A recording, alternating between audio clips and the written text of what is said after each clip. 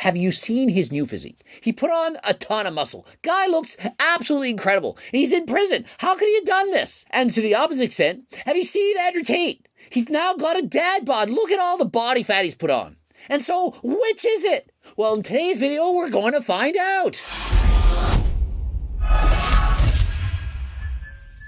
Coach Greg, in today's video, Andrew Tate's prison physique. Have you seen it? Well, a lot of you have. People begging me, do a natty or not. What do you think of this? And so what amazes me is that people are on both sides of the fence. Coach Greg, have you seen his new physique? He put on a ton of muscle. Guy looks absolutely incredible. He's in prison. How could he have done this? And to the opposite extent, have you seen Andrew Tate? He's now got a dad bod. Look at all the body fat he's put on.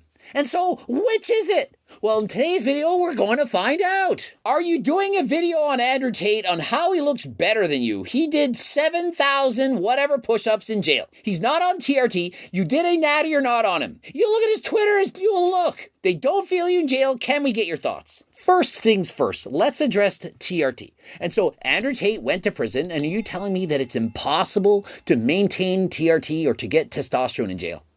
Does anyone think it's impossible to find testosterone while you're in prison? If you have a medical prescription for TRT and you go to prison, they're going to continue to allow you to have your prescription. Imagine, you're a type 2 diabetic, you rely on insulin, you go to prison, they don't give it to you. And so I'm not saying that he has to be on TRT, yes or no, we don't know that for sure. But I'm not going to rule out and say it was impossible that he was able to get anabolics while in prison.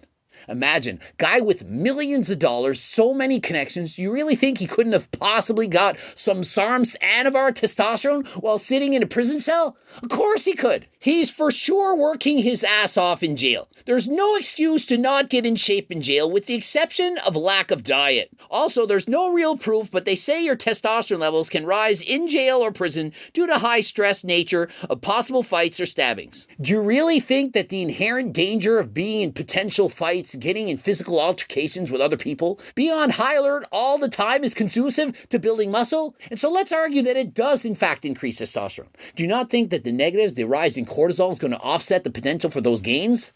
So really think about it. Analyze these things. Imagine if all you had to do was increase stress to have more testosterone grow huge. Everyone in university cramming for exams, worrying about their girlfriends cheating on them and so on, they'd all get jacked. It's not the case. Less stress is better. The stress you want is on the muscles when you're actually in the gym trying to work out. After that, you want to relax, recover, rest, and repair. When I was in jail, I did 7,417 push-ups. And next up, he did a whopping 7,417 push-ups while in jail.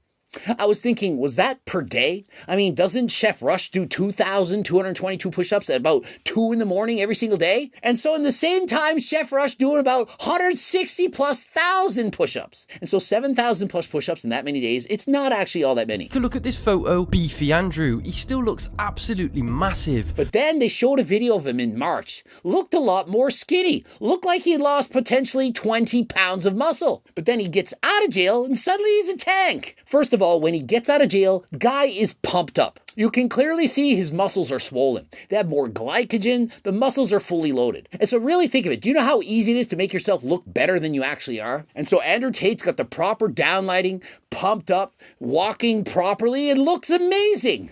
Not going to debate it. But check out this photo taken at the same time and tell me, does he look like he's put on body fat to you? And so in that photo, you can clearly see guy is above 15% body fat. You can see some love handles, fat protruding past the waistline, but he still looks good.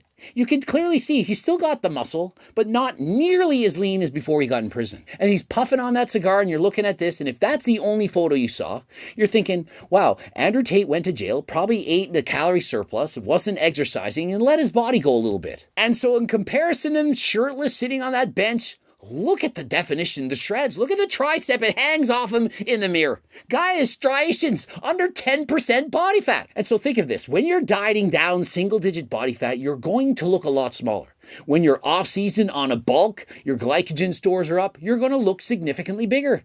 And that's oftentimes why people go on a bulk. They put on all this weight. Perhaps it's 20, maybe even 30 pounds. They say, look at all this muscle I put on. Yeah, I put on a little bit of weight on my belly, maybe 5 pounds of fat, but the rest 15, 20, that's all muscle. No, it's not. It's mostly water, glycogen, and yes, of course, body fat with a little bit of muscle. And so you then go on your midi cut only to discover it wasn't all muscle after all. And so yes, Andrew does look a lot bigger, but he has more body fat than friggin' last time.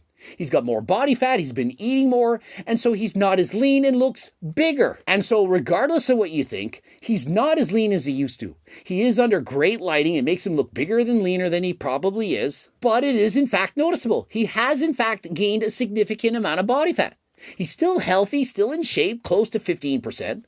But he's not shredded. He's not single digits. And so if you go to prison and eat in a surplus, do less cardio, of course your body fat levels are going to go up. But if you just do the minimum and don't completely give up, and you get in 1/3 the volume, you can maintain all the muscle that you want built. It only takes 1/3 of the volume that you did to get the muscle you have in order to keep it. And so once you built an incredible physique, it's a lot easier to keep it.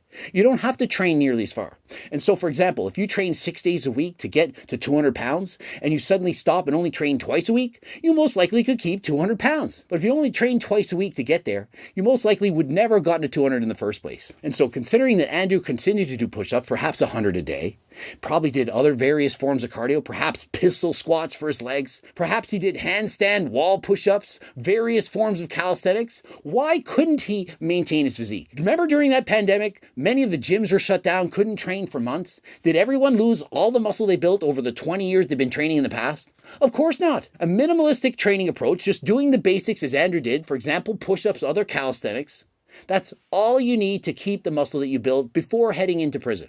And now that he's out of prison, muscle memory is going to occur. And so the few pounds of muscle that he did lose, it's going to come back faster than last time, probably 3 times faster. And if he goes in a small deficit, starts doing cardio, eating properly again, of course he's going to get his shreds back. And so just because you were unable to train in the best gyms in the world for perhaps 2 or 3 months, it's not going to be the end of you.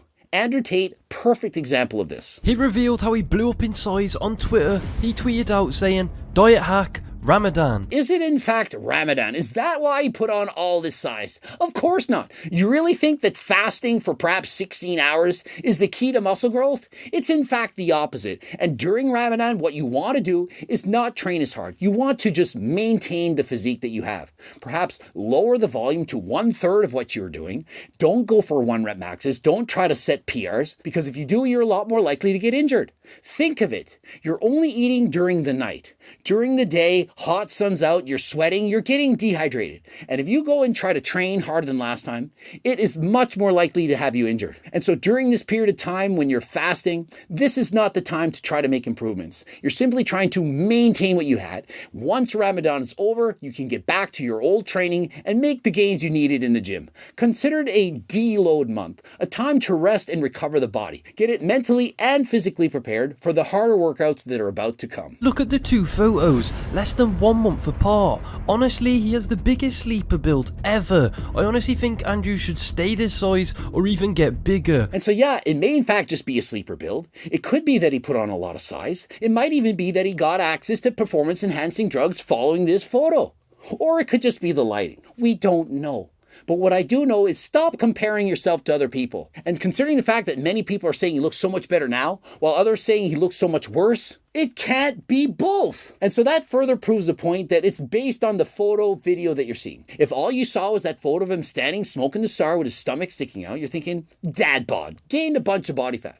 But if you see him walking, pacing around the room, downlighting all pumped up, you're thinking, wow, incredible, look at his transformation. And so don't be fooled by what you see. Please analyze everything. Keep an open mind. We don't know if he was on HRT. We don't know if he's natural. But does it really matter? The point is the guy kept in shape. He did the best that he could. That's all that you can ask from him. Many people wouldn't have done any of the push-ups at all. They would have just sat in their cell and did nothing. And so props to him for training harder than last time, remembering that fitness is important no matter where you are in your life. Who knows? Maybe it's even possible they smuggled in ActiBuilder or G-Test into him, possibly creating. We don't know. He may have had access to supplements.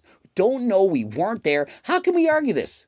Interested in any of the HGLT supplements? Use code Greg, 10% off.